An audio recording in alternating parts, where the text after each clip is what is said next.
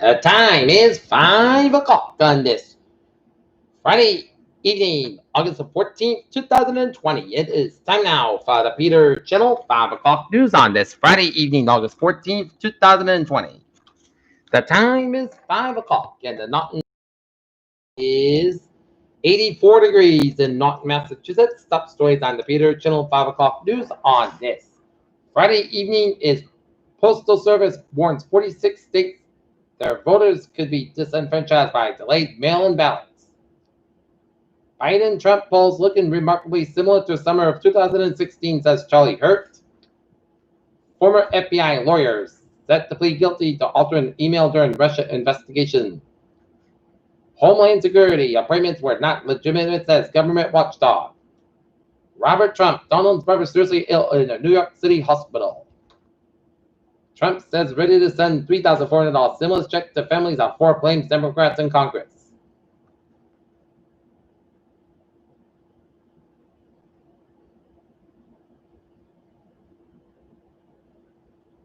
Any attempt to get coronavirus herd immunity would lead to massive death tolls, Fauci warned.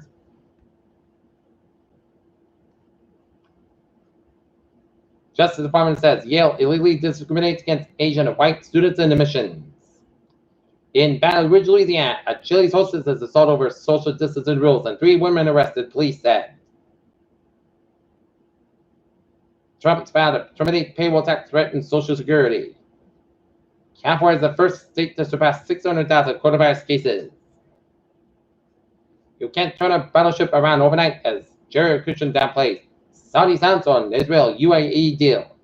Belarus right police drop shields and are embraced by anti-government protesters. With superintendent in quarantine, Williamson County, Tennessee schools debate reopening schools. Canada, U.S. continue border restrictions into September.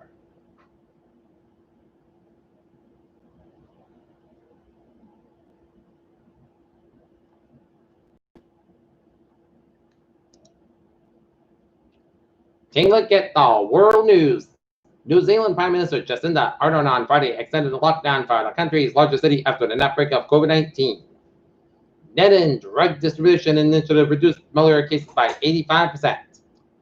NATO ships aircraft conduct exercises with Latvian Navy. British travelers rush to return home to avoid COVID-19 quarantine.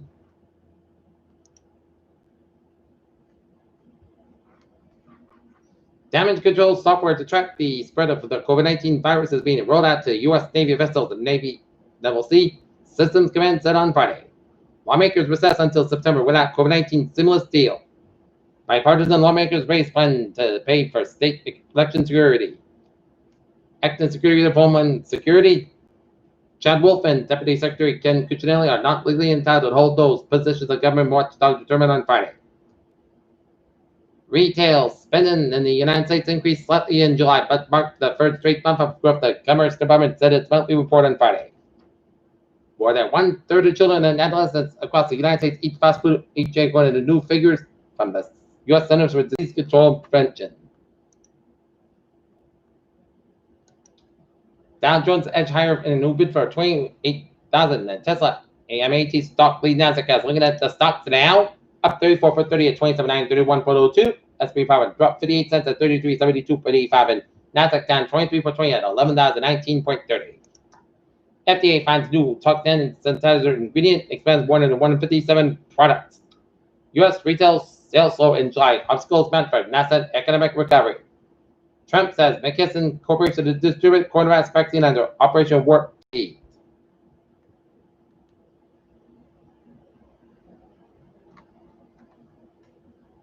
Investigation begins into the damage of one of the world's most iconic observatories.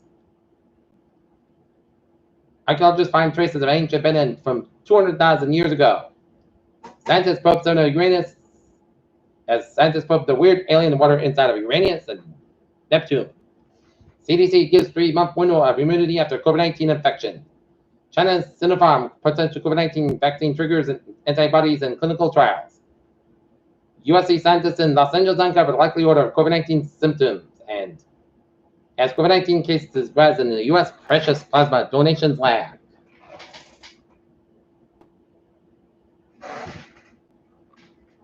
Peter Channel News Time, 5:04, 4 minutes after 5 on this Friday afternoon. In Ann Arbor, Congregation at Goodest Achievement welcome Rabbi Alex Weissman as its new spiritual leader.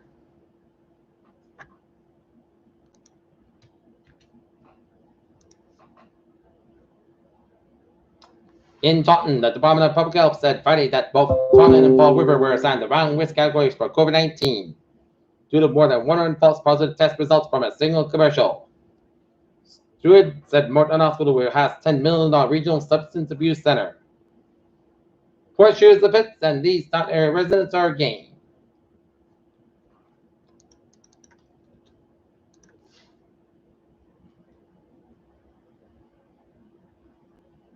The number of child cases is increasing in Brockton and in Massachusetts and across the United States.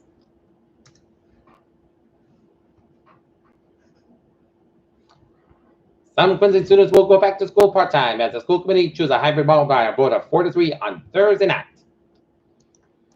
Peter Channel News Time is 5:05, 5 minutes after 5 on this Friday evening, and it is time now to take a look at the sports scene. The Boston Red Sox will take on New York Yankees down at Yankee Stadium in the first of a three-game series started at 7:05 p.m. tonight at Yankee Stadium. 25 Big Ten NFL prospects affected most by no fall season. And Jim Boylan will leave as head coach of the Chicago Bulls after 2 seasons. Peter Channel News Time, 5:06, 6 minutes after 5 on this Friday evening. Take a look at that traffic and transit check on this Friday evening. Beep on the MBTA subway system looking good. Commuter rail looking good.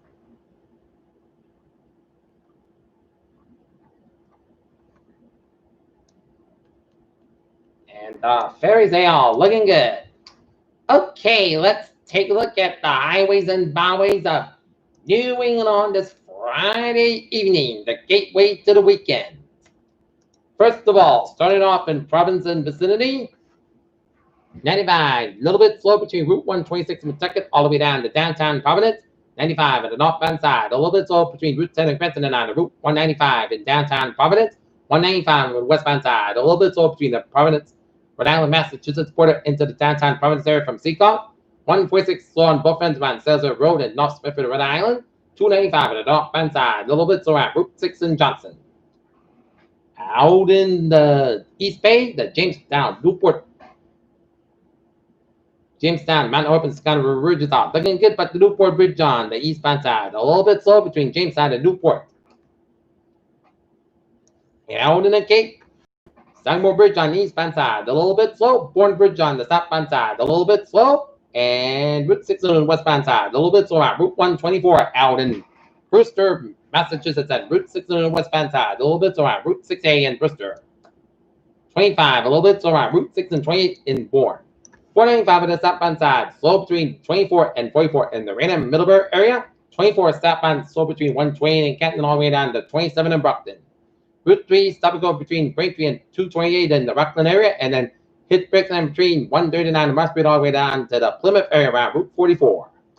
95 looking good except a little bit slow on 95 at the southbound side to 128 out in Canton, but otherwise looking good from 120 in Canton to the Rhode Island border. Out in Boston vicinity, 7 Expressway, southbound side, slow between Adams Avenue, Quincy, all the way down to downtown Braintree and the Braintree split, and 7 Expressway, slow between Quincy and all the way down to the Dorchester on the northbound side, and then both ends of the South Expressway, backed up between the Mass Ave exit all the way down to the Pike and 93 northbound side, a little slow on the Tiffany Tunnel northbound side of downtown Boston. Mass Pike, a little bit off the Route 9 in Framingham and head towards 495 in Westburg. 120 on the northbound side, a little bit off between Route 30 and moving all the way down to Route 1 out in the Peabody area. 120 on the southbound side, a little slow around Route 28 out in Reading. 120 on the northbound side, a little bit slow around the Peabody stretch. 393 and 95. 93 at the northbound side, a little bit slow before 495 at an Andover stretch, and 495 at the northbound side, a little bit slow between Tewksbury and all the way down to Averill. Route 128 a little bit slow around Route 3 in Burlington. Route 2 eastbound side, a little bit slow around the Cambridge stretch, and Route 3 and 95 looking good from 128 to the New Hampshire border.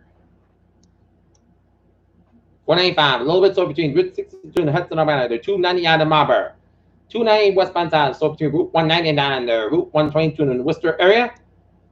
And out in western Massachusetts, the pike on the westbound side, a little bit so on Route 291 out in the Springfield area, but it's looking good in western Massachusetts.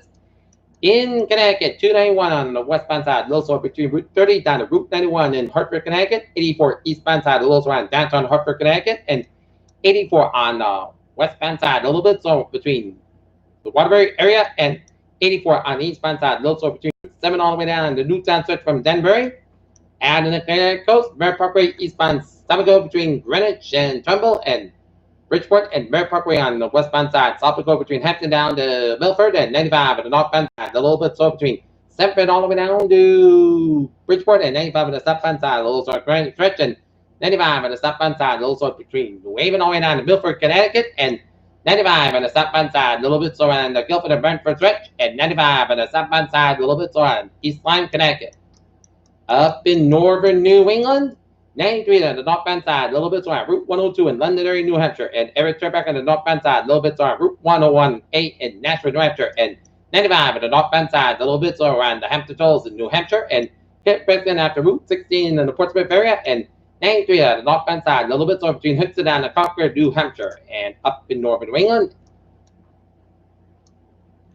It's looking good in Maine, except on 95 on the northbound side, a little bit on Hampton, Maine, and 95 on the northbound side, a little on Old Town, Maine. And out in Vermont, looking good. And Route 55 on the northbound side, so in Quebec towards Montreal, and Route 55 on the northbound side, so towards Sherbrooke. Peter Childress sign, 5:11, 11 minutes up to 5. Time now for a weather report, and let's look at the tropics, where we got Tropical Storm Kyle, 37.7 in the north, 71.7 in the west, and maximum sustained winds 40 miles an hour and moving east-northeast at 17 miles an hour. As Tropical Storm Kyle forms over the northwest Atlantic and forecast to move quickly away from land during the next few days, there are no coastal watches or warnings in effect. At 5 p.m. Eastern Daylight Time, the center of Tropical Storm Kyle was located in latitude 37.7 in the north, longitude 71.7 in the west, and Kyle is moving towards the east-northeast at 17 miles an hour at a continued east-northeastward motion, and with an increase in forward speed is expected for the next couple of days. Max sustained winds are near 40 miles an hour with higher gusts. Slight strengthening is possible tonight and tomorrow, and Kyle is forecast to become a post-tropical by late Sunday or early Monday. Tropical storm force winds extend out towards 80 miles an hour from the center, and estimated minimum center pressure is 1,008 millibars at 29.77 inches.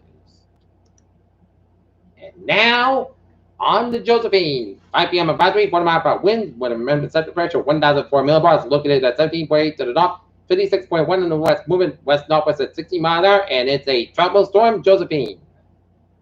And Josephine should pass far enough to the northeast of the Leeward Islands over the weekend to prevent major impacts, and however, interest there should continue to monitor the progress until the storm has passed over the area.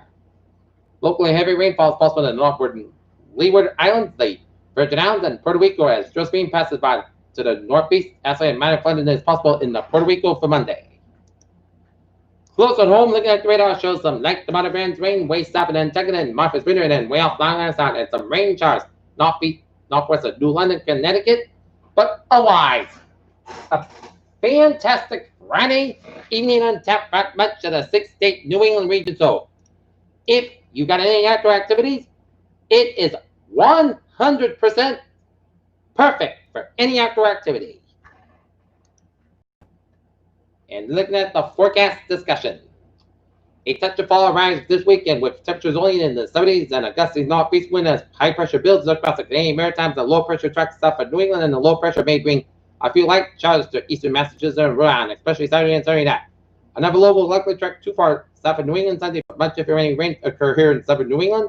Temperatures should recover to seasonal levels by Tuesday and persist at those levels into Thursday with dry weather mainly. And near-term forecast will be a beautiful late-day weather in progress across Massachusetts, Rhode Island, and Connecticut with 3:30 p.m. temperatures in the mid-upper 80s. That's a relatively dry heat with 2 points in the mid-upper 50s across most of the region. And closer to eastern Massachusetts coastal temperature only upper 70s, the lower 80s along the eastern Massachusetts coast, and in response to cool northeast winds off the ocean. During the sea over the higher terrain will erode in the sunset, will give way to just some high cirrus clouds will likely yield a nice sunset.